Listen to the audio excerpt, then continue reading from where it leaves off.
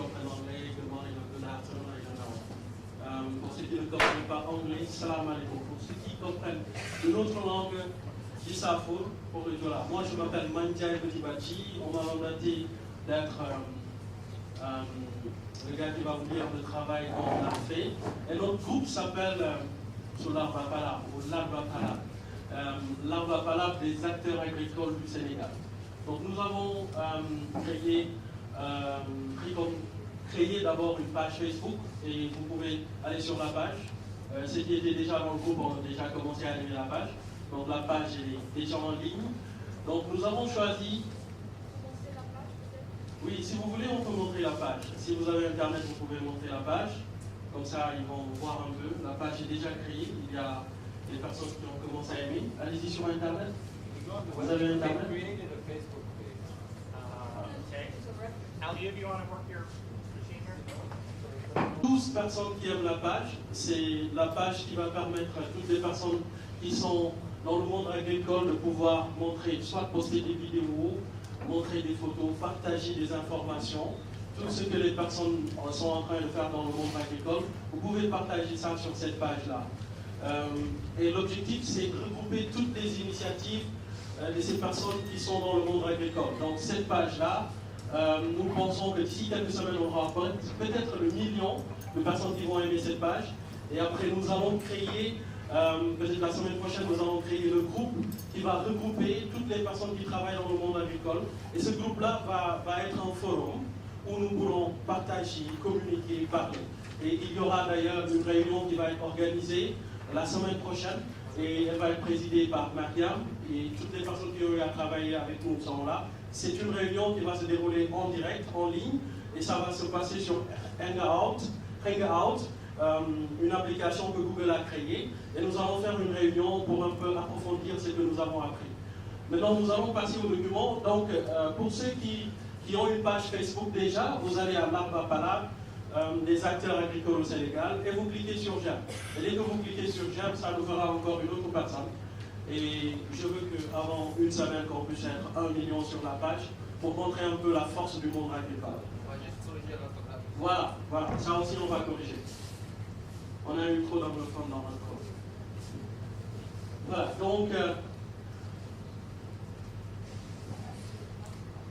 on a travaillé sur le thème. Le thème que nous avons choisi, c'est renforcer les capacités techniques des acteurs sur les médias sociaux et la cartographie. Bon, Open Projet Street Map pour influencer sur les politiques agricoles du Sénégal. Pause. On va peut-être aller vite. Une fois une solution potentielle dégagée, quel est votre plan d'action pour la mise en œuvre? Cela devrait être une série d'étapes de jalons idéales avec des actions attribuées à des personnes spécifiées, programmes, réunions régulières en ligne et hors ligne pour que l'on puisse résoudre les problèmes internes qui nous affectent, partager les informations sur les connaissances entre nous, créer du contenu entre les membres du groupe. Donc les plans d'action, c'est créer un groupe parmi les outils disponibles, réseaux sociaux, on a déjà créé la page Facebook, avoir un agenda en place pour la première réunion, ça aussi, c'est revenu sur la première page.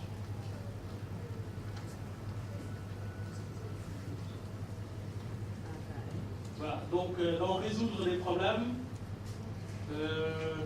on a dit il s'agit d'une description du problème, quel groupe de personnes serait plus capable de mettre en œuvre leur mission si ce problème avait à être résolu. L'agriculture sénégalaise souffre des problèmes de mal-gouvernance liés à des politiques agricoles pas adaptées, car définies en dehors des acteurs légitimes. Pour améliorer la participation des acteurs dans le processus d'élaboration des politiques et leur appropriation, il est important de renforcer leur crédibilité en faisant mieux connaître leur contribution aux efforts de l'État dans l'amélioration de la sécurité alimentaire. On a dit que dans cette perspective, voilà, donc des technologies, action à suivre. Voilà, je pense que c'est ça. Donc, voilà, ça a été mais je pense que vous avez compris les questions qu'on a. De toute façon, on va vous présenter les travaux du groupe 14. Le titre du projet, c'est l'utilisation des technologies web et mobiles pour l'amélioration de la planification des campagnes et la commercialisation des produits agricoles. Pour ça, les responsables et les cibles et tous les partenaires qui viennent définir comme ça, dérouler. Voilà, mais je pense. Voilà. Ok. Le résumé, pour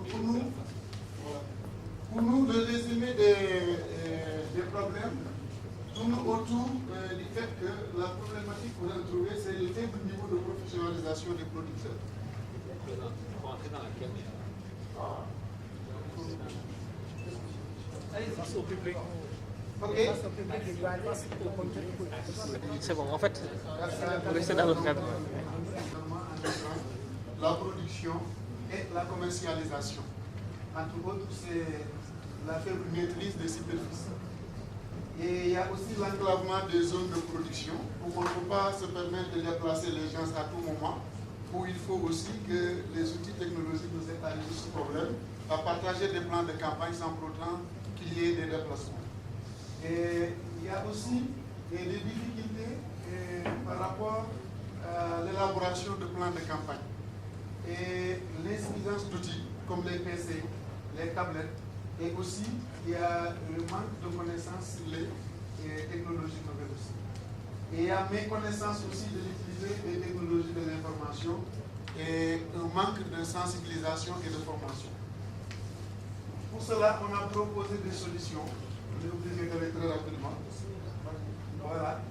Et d'abord, nous pensons qu'il faut informer les acteurs de l'existence et de l'utilité des technologies de l'information, surtout le web et le mobile.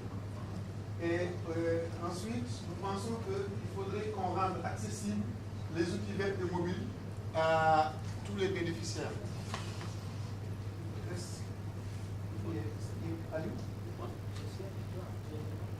Non. Voilà. Il faut aussi qu'on forme les acteurs sur l'utilisation des outils et rendre accessibles aussi les informations agrométéorologiques. Là aussi, il y a deux types d'informations. C'est différent des informations sur les marchés, sur les plans de campagne, sur la production, mais on a jugé aussi qu'au niveau du monde rural, les gens ont un faible accès sur l'information aussi météorologique. Ça veut dire quoi? Aujourd'hui, la météo aussi doit aider ces producteurs à connaître exactement quand est-ce que viendra la première pluie utile. Et si on doit semer aussi à sec et que la pluie n'était pas au rendez-vous, et quel est le risque? Et la météo s'y dit dans une semaine, il faudrait qu'on sache exactement dans une semaine quelle est vraiment la meilleure station météo qui nous aide à nous décider. Pour les solutions qui existent, nous pensons que nos partenaires qui tournaient autour de la plateforme technologique ont pour nom, entre autres, Africa Cell Price, qui a travaillé avec nous, et Technologie SMS, Google App, Fortline SMS, Mluma, Silver. Et pour les actions à cible, nous pensons qu'il faut une analyse approfondie et une validation des solutions proposées. Nous pensons qu'il faut aussi une communication à travers une information et une sensibilisation des acteurs et des bénéficiaires concernés. Nous pensons aussi qu'il faudrait identifier les utilisateurs potentiels. Nous pensons aussi qu'il faut négocier les modalités d'utilisation partenaires techniques ou financières. Nous pensons aussi qu'il faut rendre accessibles les outils. Parce que si on les forme, on les identifie, on va connaître leur potentialité autour, et qu'il n'y a pas d'outils, ça va poser problème. Nous pensons aussi qu'il faudrait nécessairement définir les rôles et responsabilités des parties prenantes. Nous pensons aussi qu'il va falloir faire, pour mener à bien tout cela, une évaluation financière et les modalités, et connaître les modalités de financement. Et après tout, nous pensons qu'il faut mettre en œuvre les applications et suivre et évaluer. Je crois que ça m'a fini. D'accord. Non, c'est bon. C'est bon, non, j'ai regardé le chrono. Je vous remercie. Mais nous nous excusons parce qu'il n'y a pas assez de temps. Et c'est pas moi qui défile aussi ce que j'ai travaillé. Des fois, Aline, il faut dépasser et revenir. C'est vraiment de sa faute. Ali, tu seras sanctionné. Voilà. Bon. Ok. Le prochain. Ok, prochain mental. Ok.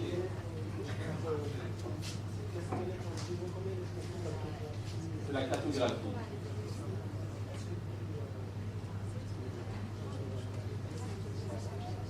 La cartographie au service du développement régional.